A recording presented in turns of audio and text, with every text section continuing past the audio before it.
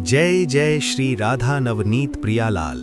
स्वागत है आपका श्री भक्तमाल अमर गाथा की इस नवीन और अति विशिष्ट श्रृंखला भगवान की माया को जीत लेने वाले भक्त के तीसरे एपिसोड में। मेरे प्यारे भगवत प्रेमियों, कल हमने सूर्य वंश के आदि पुरुष महाराज इक्ष्वाकु की कथा सुनी थी, जिन्होंने धर्म और मर्यादा का पालन करते हुए माया को जीता। आज हम सूर्य वंश से चंद्र वंश की ओर चलेंगे। आज की कथा प्रेम, विरह और वैराग्य का एक ऐसा महाकाव्य है जो देवताओं को भी विस्मित कर देता है। ये कथा उस राजा की है जिसका जन्म न तो पूरी तरह पुरुष से हुआ न स्त्री से, जो स्वर्ग की सबसे सुंदर अप्सरा उर्वशी के प्रेम में पागल होकर नंगे बदन जंगलों में भटकता रहा।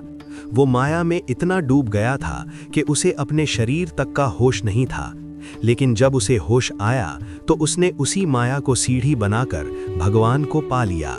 ये हैं चंद्रवंश के संस्थापक महाराज पुरूरवा, जिन्हें ऐल भी कहा जाता है। श्री भक्तमाल में इनकी कथा मन के विकार और आत्म साक्षात्कार के बीच के संघर्ष को दर्शाती है, जिसे हम आज विस्तार से सुनेंगे।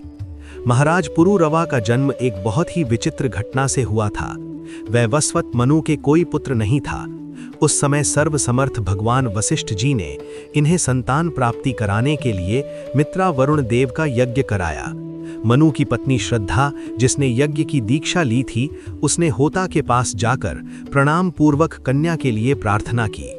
फलतः होता ने आहुति छोड़ते समय एकाग्र चित्त हो कन्या का संकल्प करके आहुति छोड़ी।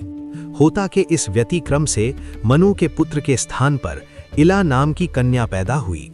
उसे देखकर मनु जी प्रसन्न नहीं हुए और उन्होंने अपने गुरु वशिष्ठ जी से पूछा कि ये विपरीत फल कैसे हुआ। तब वशिष्ठ जी ने हम अपने ब्रह्म तेज से आपकी कामना पूर्ण करेंगे ऐसा निश्चय करके उस इला नाम की कन्या को ही पुरुष बना देने के लिए पुरुषोत्तम भगवान नारायण की स्तुति की, और भगवान ने प्रसन्न होकर उसे सुद्युम्न नामक श्रेष्ठ पुत्र बना दिया। एक बार शिकार खेलते हुए सासमाज राजा सुद्युम्न सुमेरु पर्वत की तलहटी के एक गिरजा शंकर विहार वन में पहुंच गए।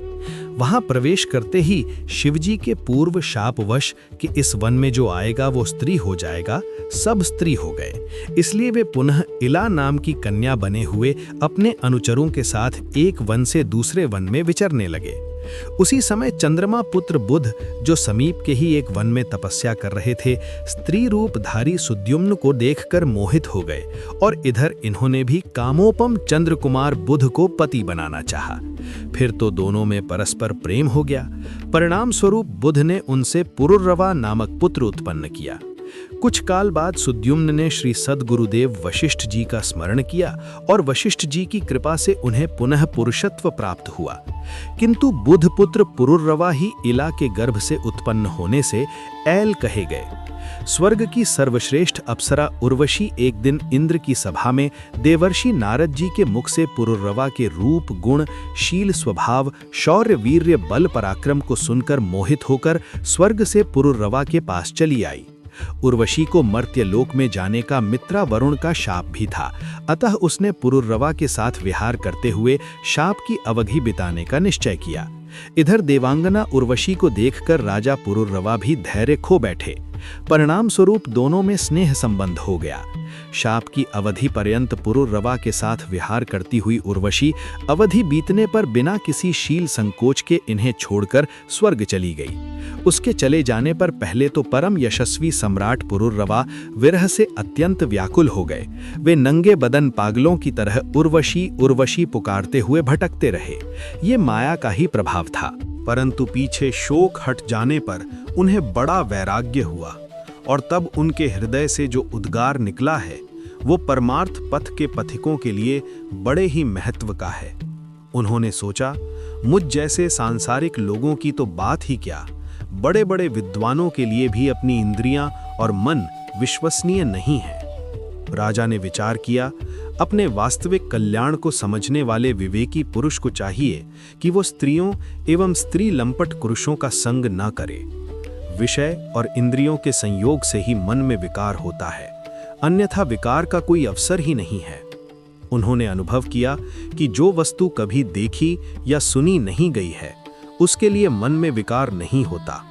जो लोग विषयों के साथ इंद्रियों का संयोग नहीं होने देते, उनका मन अपने आप निश्चल होकर शांत हो जाता है। अतः मन, वाणी और श्रवण आदि इंद्रियों से स्त्रियों और स्त्री लंपटों का संग कभी नहीं करना चाहिए। राजराजेश्वर पुरुरवा के मन में जब इस प्रकार उद्गार उठने लगे, तब उन्होंने उर्वशी का मन से परित्याग कर दिया। अब ज्ञानोदय होने से उनके मन का मोह जाता रहा और उन्होंने अपने हृदय से ही आत्मस्वरूप में श्री कृष्ण का साक्षात्कार कर लिया और भाव में स्थित हो गए।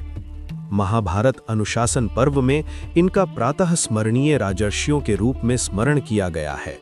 इस प्रकार महाराज पुरुरवा ने सिखाया कि माया यानी संसार का आकर्षण बहुत प्रबल है, लेकिन यदि मनुष्य विवेक का आश्रय ले तो वो उस माया को काटकर भगवान के चरणों तक पहुंच सकता है। कल हम इस श्रृंखला के चौथे एपिसोड में प्रवेश करेंगे और दर्शन करेंगे सूर्य वंश के दो और महान स्तंभों का, महाराज गाधी और महाराज रघु का। महाराज गांधी साक्षात विश्वामित्र जी के पिता थे और महाराज रघु इतने बड़े दानी थे कि एक बार जब महर्षि कौत्स ने उनसे 14 करोड़ स्वर्ण मुद्राएं मांगी तो राजा के पास फूटी कौड़ी नहीं थी, क्योंकि वे सब दान कर चुके थे। राजा रघु ने कुबेर पर चढ़ाई करने की ठान ली।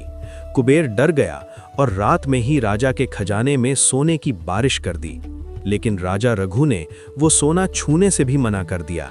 क्यों? कल सुनेंगे महाराज रघु का त्याग और सोने की वर्षा। कमेंट में महाराज पुरुरवा के वैराग्य को नमन करते हुए बोलिए, जय श्री कृष्ण, जय वैराग्य, राधे राधे।